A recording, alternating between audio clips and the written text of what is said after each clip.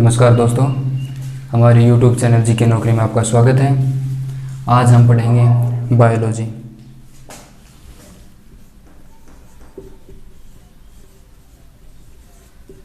देखिए, बायोलॉजी शब्द किससे बना है? बायोलॉजी शब्द दो शब्दों से मिलकर बना हुआ है। एक है बायो और दूसरा है लोगस। बायो का अर्थ है जीवन और लोगस का अर्थ है अध्ययन करना।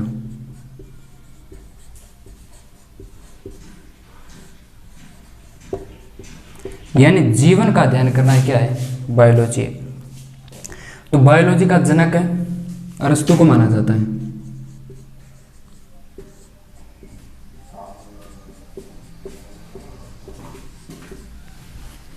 बायोलॉजी का जनक कौन है?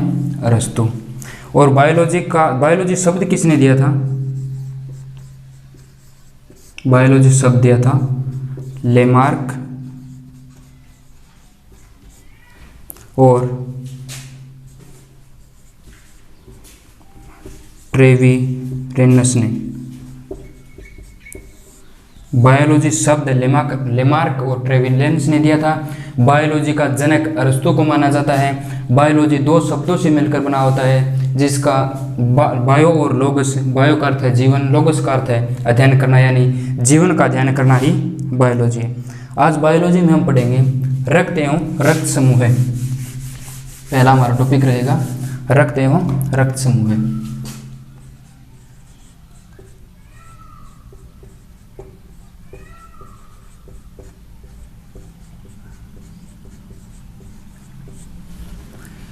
पहले रक्त को देखते हैं। ये रक्त का परिवहन क्या कहलाता है? रक्त का परिवहन एंजियोलॉजी कहलाता है। एंजियोलॉजी, रक्त का परिवहन एंजियोलॉजी कहलाता है। और एंजियोलॉजी का जनक किसे कहते हैं? विलियम हार्वे को।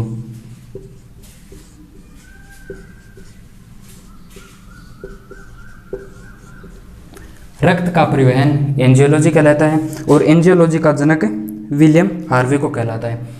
मानव शरीर में रक्त का कितना भार होता है?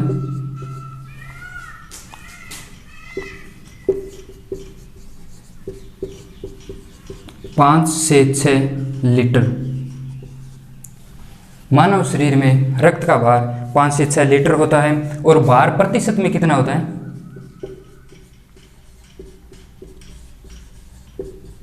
प्रतिशत में होता है 7 से 8%। और इसकी प्रकृति होती है हल्की क्षारीय।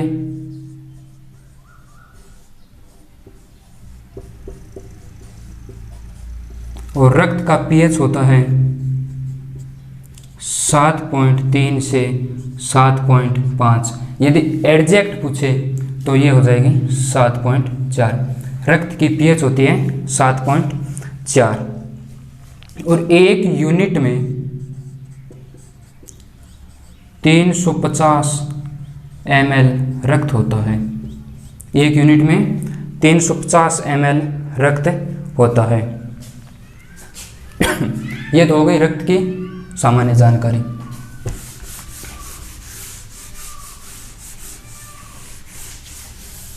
अब देखिए रक्त क्या है। रक्त की परिभाषा। रक्त एक तरल संयोजी ऊतक है। रक्त एक तरल संयोजी ऊतक है। तरल यानी लिक्विड, संयोजी का अर्थ होता है जोड़ने वाला, यानी अंगों को जोड़ने वाला। रक्त एक ऐसा पदार्थ है जो हमारे पूरे शरीर में हर एक अंग को जोड़े रखता है। रक्त की परिभाषा हो जाएगी रक्त एक तरल संयोजी ऊतक है। रक्त 2 प्रकार के पदार्थों से मिलकर बना होता है। एक नंबर प्लाज्मा और 2 नंबर है रक्त कणिकाएं।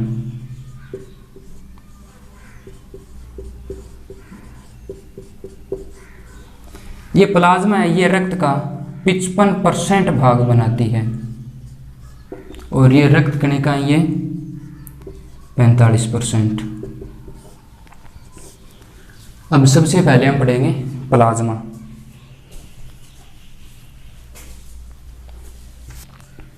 प्लाज्मा रक्त का होता है 55%। तो ये हरे पीले रंग का, हरे पीले रंग का होता है। इसका रंग कैसा होता है? हरा पीला। और इस 55% का 90% तो इसमें जल पाया जाता है और शेष जो 10% होते हैं उसमें प्रोटीन, और 10% में से 7% प्रोटीन और 3% कार्बनिक व अकार्बनिक पदार्थ पाए जाते हैं।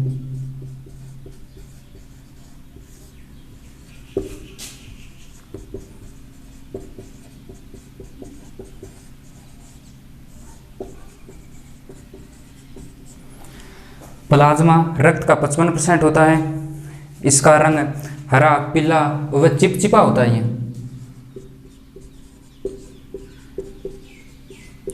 ये हरे पीले रंग का चिपचिपा पदार्थ होता है।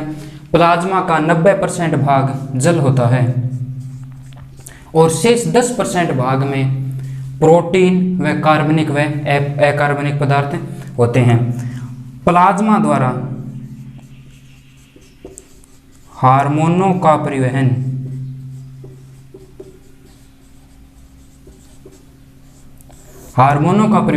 प्लाज्मा द्वारा होता है। शरीर में सभी हार्मोनों का परिवहन एक स्थान से दूसरे स्थान पर उनका स्थानांतरण प्लाज्मा द्वारा होता है।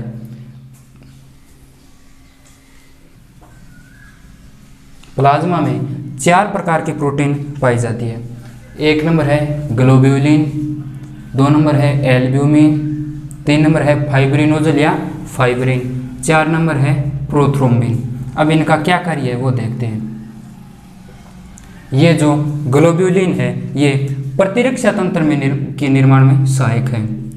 प्रतिरक्षा तंत्र के निर्माण में सहायक होती है।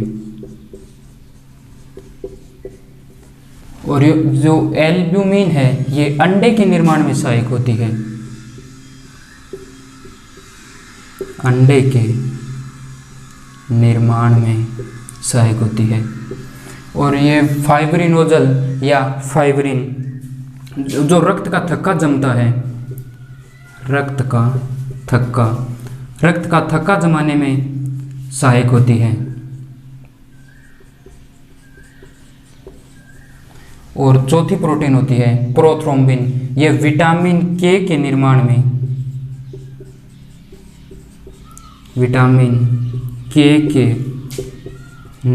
में सहायक होती है।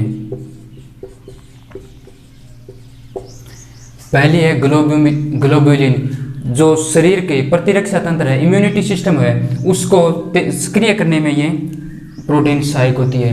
एल्ब्यूमिन ये अंडे के निर्माण में सहायक होती है। और फाइब्रिनोजल या फाइब्रिन ये रक्त के थक्के जमाने में सहायक होती है। अगर किसी भी स्थान पर चोट लग जाती है तो वहाँ पर रक्त निकलना प्रारंभ हो जाता है।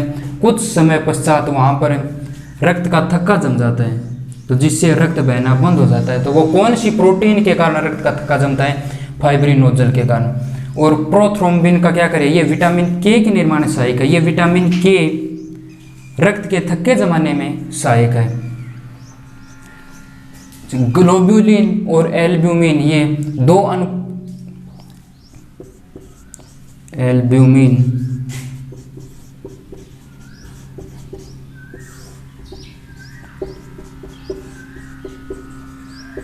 अगर इनका अनुपात देखे जाए तो ये एल्ब्यूमिन 2 अनुपात ग्लोब्यूलिन 1 में हमारे रक्त में प्लाज्मा में पाई जाती है।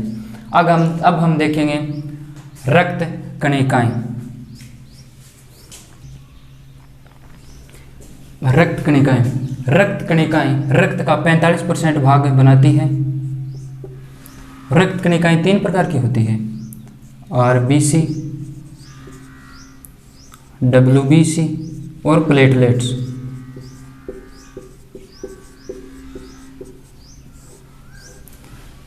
हम इन तीनों को अलग अलग पढ़ेंगे। पहले देखते हैं आरबीसी।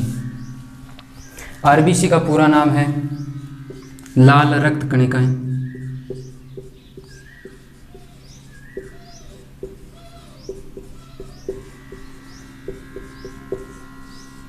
रेड ब्लड कार्पसेल्स, और इसका दूसरा नाम है एरिथ्रोसाइट।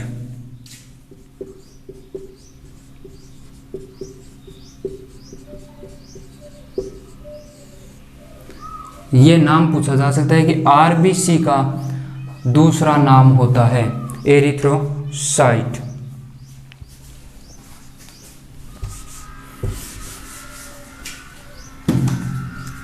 आरबीसी का जन्म स्थान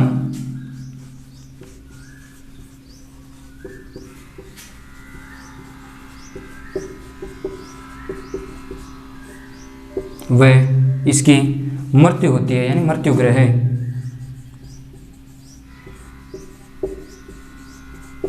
इसका जन्म स्थान होता है अस्थि मज्जा।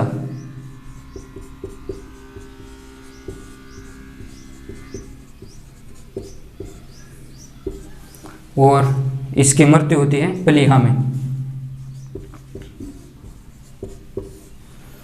आरबीसी का पूरा नाम है लाल रक्त कणिकाएं यानी रेड ब्लड कार्पसेल्स, इसे एरिथ्रोसाइट भी कहते हैं। और आरबीसी का जन्म स्थान होता है अस्थि मज्जा और मृत्यु ग्रह होता है इसका प्लीहा। प्लीहा को मानव शरीर का ब्लड बैंक भी कहा जाता है। प्लीहा नहीं, अस्थि मज्जा को मानव शरीर का, प्लीहा को मानव शरीर का कब्रिस्तान भी कहा जाता है, मानव आरबीसी का कब्रिस्तान भी कहा जाता है। अब और देखते हैं आरबीसी का। देखिए आरबीसी का जीवन काल होता है, जीवन काल, आरबीसी का जीवन काल 120 दिन का होता है। इसका आकार डिस्क जैसा होता है।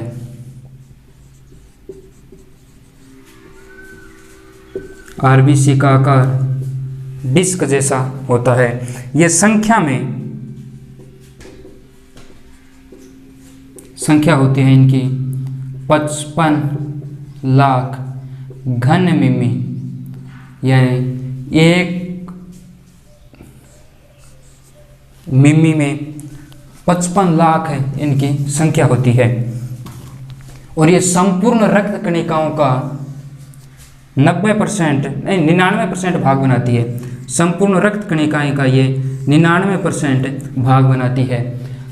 रक्त का लाल रंग हीमोग्लोबिन के कारण होता है। ये हीमोग्लोबिन इन्हीं रक्त कणिकाओं में पाया जाता है। हीमोग्लोबिन का रंग बैंगनी होता है। हीमोग्लोबिन का रंग बैंगनी होता है। जब इस हीमोग्लोबिन में ऑक्सीजन जुड़ जाती है तो ये ऑक्सीकृत हीमोग्लोबिन बन जाता है और ऑक्सीकृत हीमोग्लोबिन का रंग लाल होता है। इस ऑक्सीकृत हीमोग्लोबिन के कारण ही रक्त का रंग लाल होता है। ऊंचाई पर रहने वाले व्यक्तियों में आरबीसी की संख्या सामान्य व्यक्तियों से अधिक हो जाती है।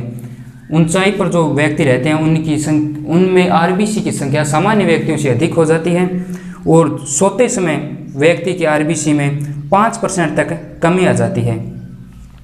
कशेरुकी प्राणियों में जो आरबीसी होते हैं उनमें केंद्रक नहीं पाया जाता।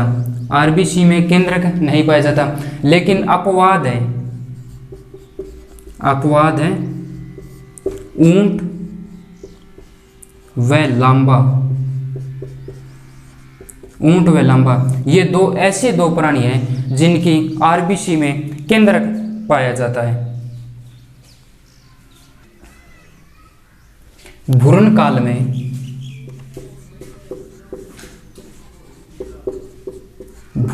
में आरबीसी का निर्माण लीवर में होता है। भ्रूण काल में आरबीसी का निर्माण लीवर में होता है। विटामिन B12 साइनोकोबा लिन, ये विटामिन B12 का नाम है। विटामिन B12 ये किस काम आती है? ये आरबीसी के परिपक्वन में सहायक होती है। आरबीसी के परिपक्वन, आरबीसी के परिपक्वन में सहायक होती है। भ्रूण काल में आरबीसी का निर्माण लीवर में होता है।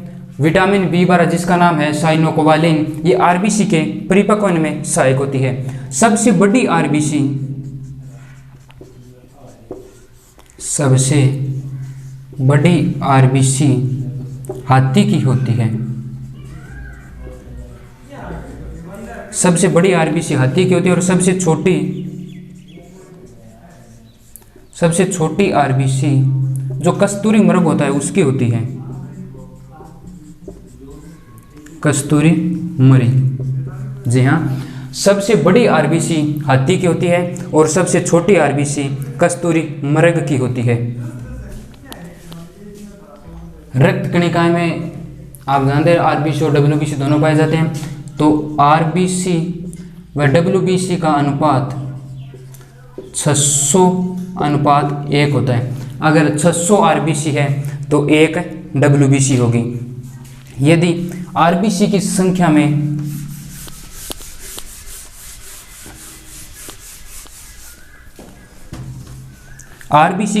कमी आने पर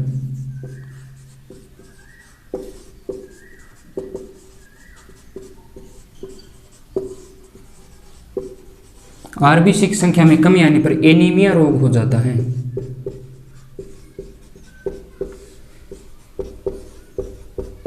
आरबीसी की संख्या में कमी आने पर एनीमिया रोग हो जाता है और आरबीसी की संख्या में वृद्धि होने पर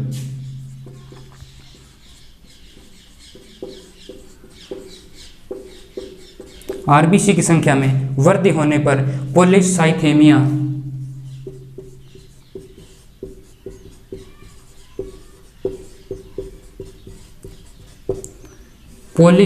नामक रोग हो जाता है। यदि आरबीसी की संख्या में कमी आ जाएगी तो एनीमिया रोग हो जाता है और आरबीसी की संख्या में वृद्धि हो जाए तो पॉलीसाइथेमिया रोग हो जाता है। आरबीसी और डब्ल्यूबीसी की गणना जिस मीटर से की जाती है उसका नाम है हेमोसाइटोमीटर। हेमोसाइटोमीटर, ये मीटर किस काम आता है? आरबीसी व डब्ल्यूबीसी की संख्या का गणना करने में हेमोसाइटोमीटर काम आता है। रक्त कणिकाएं का 2 नंबर भाग है डब्ल्यूबीसी। इसका पूरा नाम है श्वेत रक्त कणिकाएं। श्वेत रक्त कणिकाएं यानी व्हाइट ब्लड कार्प सेल्स, और इसका दूसरा नाम है ल्यूकोसाइट।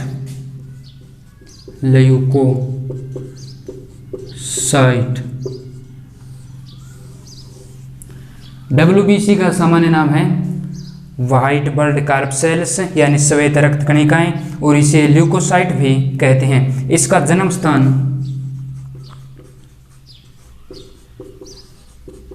लसिका ग्रंथियां हैं, यानी आरबीसी का निर्माण लसिका ग्रंथियों से होता है।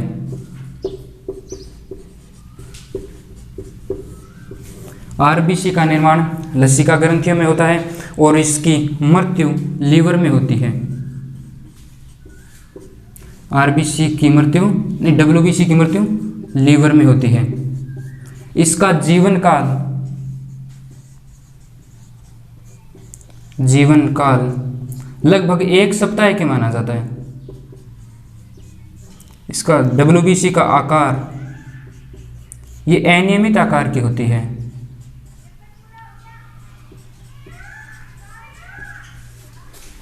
डब्ल्यूबीसी का आकार अनियमित आकार की होती है। इनकी संख्या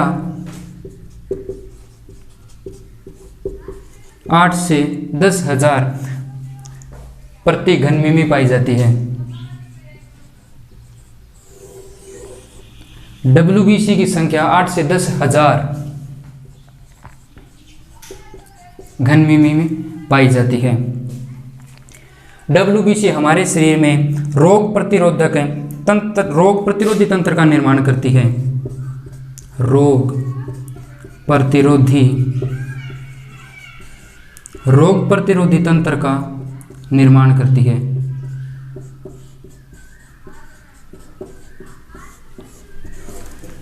WBC का ये मुख्य काम है। ये WBC हमारे शरीर में रोग प्रतिरोधक तंत्र का निर्माण करती है। WBC का नाम श्वेत रक्त कणिकाएं, दूसरा नाम ल्यूकोसाइटोसिस। आकार इसका अनियमित होता है। अब आगे देखिए,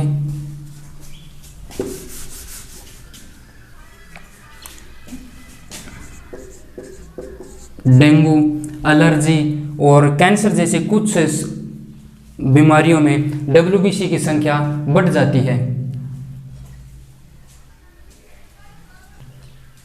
WBC की संख्या में अचानक वृद्धि हो जाए तो उसे ल्यूकोसाइटोसिस कहते हैं।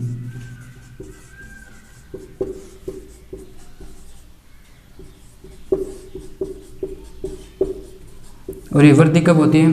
जब डेंगू, एलर्जी या कैंसर जैसे कुछ संक्रमणों के कारण WBC की संख्या में वृद्धि हो जाती है और अचानक वृद्धि होने को ल्यूकोसाइटोसिस कहते हैं। और WBC की संख्या में कमी आने को, ये तो वृद्धि और कमी को ल्यूकोपीनिया कहते हैं। ल्यूकोपिना, WBC की संख्या में वृद्धि होने को ल्यूकोसाइटोसिस और कमी होने को ल्यूकोपिना कहते हैं।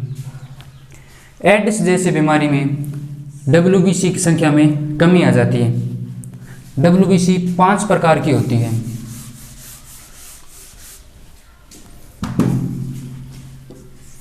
एक नंबर है बेसोफिल,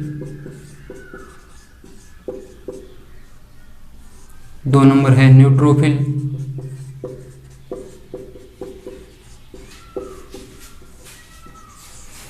3 नंबर है इसाइनोफिल,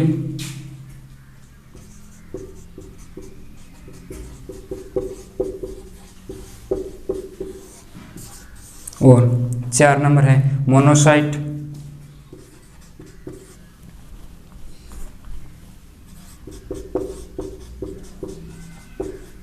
5 नंबर है लिम्फोसाइट।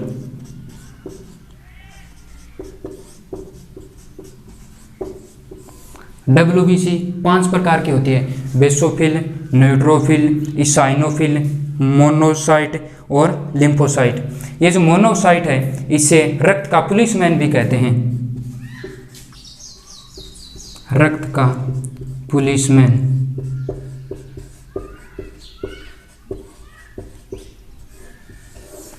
मोनोसाइट को रक्त का पुलिसमैन भी कहते हैं। ये आकार में सबसे बड़ी होती है।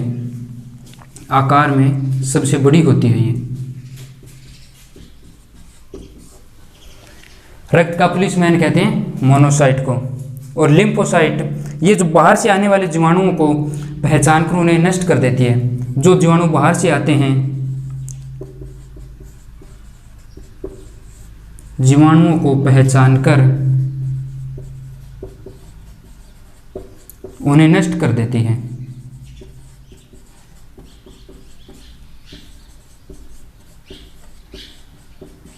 WBC 5 प्रकार की होती है, बेसोफिल, न्यूट्रोफिल, इसाइनोफिल, मोनोसाइट और लिम्फोसाइट।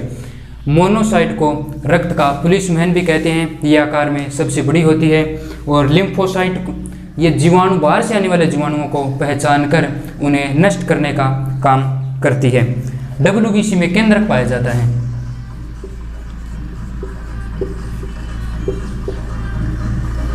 केंद्रक पाया जाता है। WBC में केंद्रक पाया जाता है। हालांकि RBC में कुछ अपवाद स्वरूप ऊंट व लांबा सिर्फ 2 ही एकमात्र ऐसे 2 ही जीव हैं जिनके RBC में केंद्रक पाया जाता है और RBC में केंद्रक नहीं पाया जाता। अब देखिए प्लेटलेट्स। रक्त कणिकाएं का 3 नंबर भाग है प्लेटलेट्स।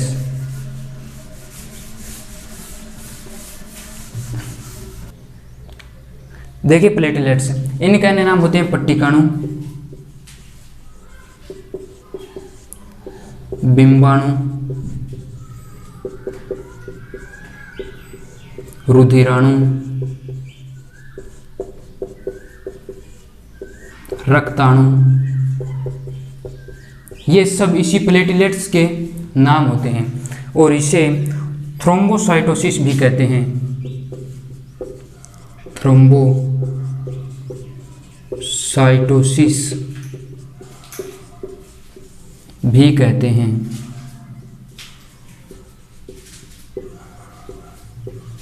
प्लेटलेट्स का दूसरा नाम है थ्रोम्बोसाइटोसिस। इनका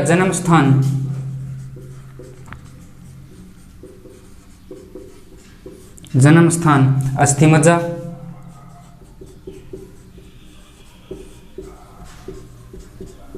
और मृत्यु ग्रह यानी इनकी मृत्यु लीवर में होती है।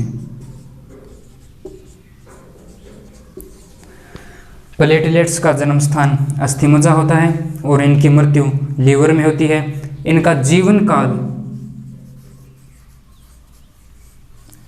काल लगभग 1 सप्ताह के माना जाता है और इनकी संख्या 1.5 लाख से लगभग 4 लाख घन मिमी के पाई जाती है। प्लेटलेट्स का जीवन काल 1 सप्ताह का माना जाता है और इनकी संख्या 1.5 लाख से 4 लाख तक होती है। डेंगू हो जाने पर प्लेटलेट्स की संख्या में कमी आ जाती है। जब डेंगू हो जाता है तो प्लेटलेट्स की संख्या में कमी आ जाती है और प्लेटलेट्स की संख्या में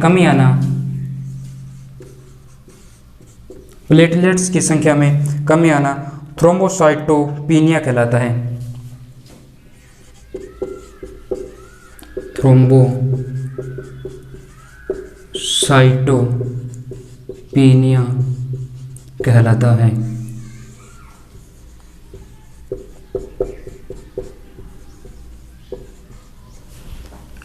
डेंगू हो जाने पर प्लेटलेट्स की संख्या में कमी हो जाती है और प्लेटलेट्स की संख्या में कमी होने को थ्रोम्बोसाइटोपिनिया कहते हैं। बकरी के दूध में सबसे ज़्यादा प्लेटलेट्स बढ़ाने में सहायक होती है।